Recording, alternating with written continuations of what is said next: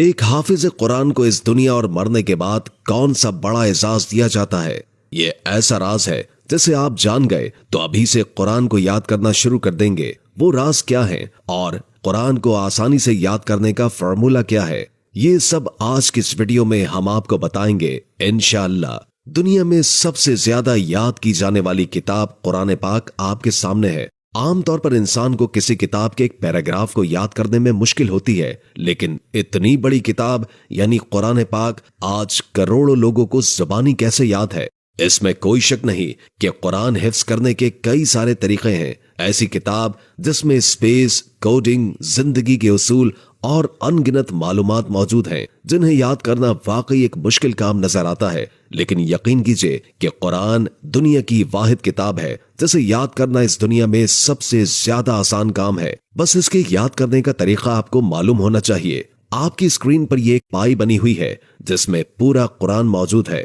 45% قرآن پاک صرف 72 الفاظ پر مشتمل ہے، جس میں پریپوزیشنز، ڈیمونسٹریٹو پروناؤنس اور کوسچنز وغیرہ شامل ہیں۔ قرآن میں یہ سب سینکڑوں بار استعمال ہوئے ہیں اور ان میں سے کچھ ہزاروں دفعہ بھی۔ 20% قرآن پاک صرف 100 الفاظوں پر مشتمل ہے اور یہ 100 الفاظ ناؤن یعنی اسم ہے۔ پھر باقی 20% قرآن 200 الفاظ پر مشتمل ہے اور یہ 200 الفاظ عام استعمال ہونے والے وربز ہیں۔ اس پائی کو سمجھ لینے کے بعد اور ان الفاظ کو سمجھ لینے کے بعد آپ قرآن کو آسانی سے سمجھ سکتے ہیں اور آسانی سے یاد کر سکتے ہیں۔ جیسے کہ پہلے ذکر ہو چکا ہے کہ کسی کتاب کو یاد رکھنا بڑا مشکل کام ہے، لیکن یہ قرآن پاک کا بلند مرتبہ ہے کہ اللہ سبحانہ و تعالیٰ نے اس کو یاد کرنا بڑا آسان کر دیا ہے۔ یہی وجہ ہے کہ چھوٹے چھوٹے بچے بھی آسانی سے اسے اپنے سینے میں محفوظ کر لیتے ہیں۔ لیکن اصل کمال محض قرآن کو یاد کر لینا نہیں،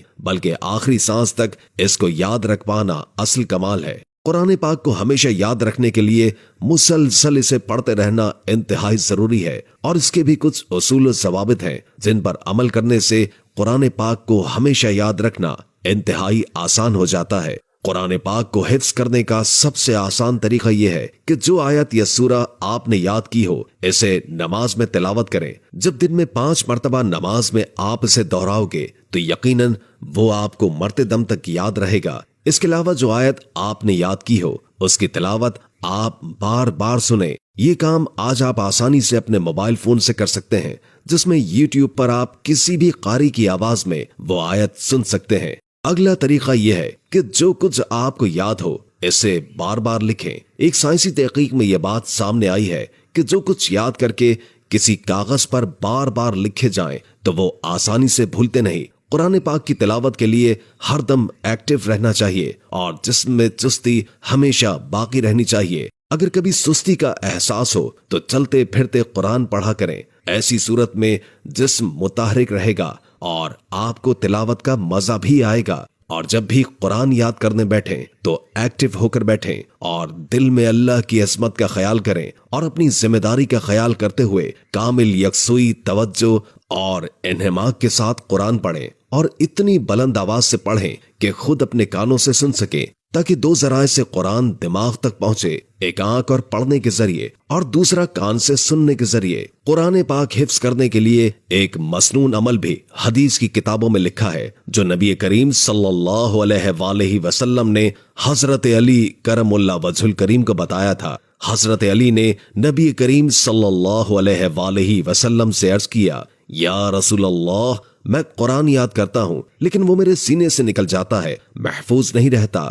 تو آپ صلی اللہ علیہ وآلہ وسلم نے فرمایا کہ تجھے میں ایک ایسی ترکیب بتاؤں گا اور جو کچھ تو سیکھے وہ محفوظ رہے۔ حضرت علی کرم اللہ وجہ الکریم کے دریافت فرمانے پر آپ صلی اللہ علیہ وآلہ وسلم نے فرمایا کہ شب جمعہ میں آخری تہائی رات میں اٹھ سکے تو بہت اچھا ہے کہ یہ فرشتوں کے اترنے کا وقت ہوتا ہے اور اس وقت دعا خاص طور پر قبول ہوتی ہے۔ اس وقت جاگنا مشکل ہو تو آدھی رات میں، اور یہ بھی نہ ہو سکے تو رات کے شروع میں ہی کھڑا ہو اور 4 رکعت نماز نفل پڑھ۔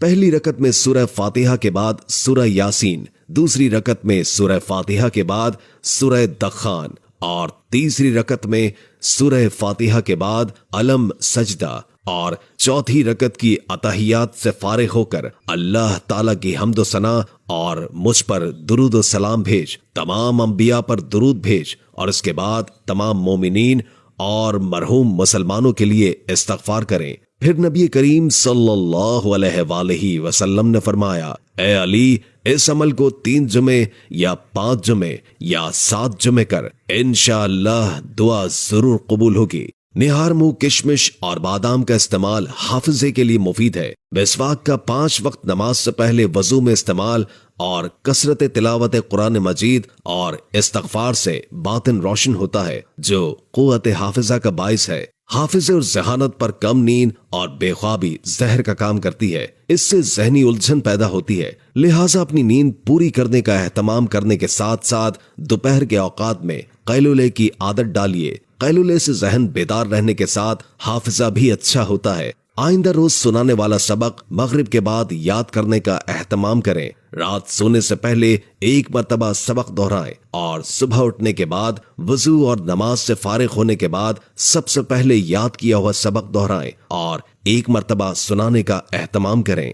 जब हाफिज कुरान महफ़िल तिलावत होता है तो मलाइका परवानावार उस मजलिस पर टूट पड़ते हैं, पूरी मजलिस को अपने नाजुक परों के हिसार में ले लेते हैं। जिस मजलिस में फरिश्तों का वरूद इस कसरत से हो, उसमें रहमत इलाही के नुज़ूल का क्या आलम होगा और खुद पढ़ने वाले पर खुदा की किस कदर रहमतें उतरती होंगी। ताइद में हदीस पाक मुलाहिज़ा फरमाइए। तर्जुमा, जब भी कोई कौम किसी घर में जमा होकर कुरान की तिलावत करती है और आपस में पढ़ती पढ़ाती है, उस पर सकीना नाजिल होता है, रहमत इलाही उन्हें ढांप लेती है और मलाइका उन्हें घेर लेते हैं और अल्लाह ताला अपनी मजलिस में फरिश्तों के दरमियान उन लोगों का तज़किरा फरमाते हैं। सही मुस्लिम। हाफिज कुरान और कुरान पढ़ने और पढ़ाने वालों को नबी करीम सल्लल्लाहु अलैहि वसल्लम ने सबसे बेहतर करार दिया है। जैसे कि एक हदीस शरीफ में है, यानी तुम में सबसे अच्छा वो है जो कुरान सीखे और दूसरों को सिखाए।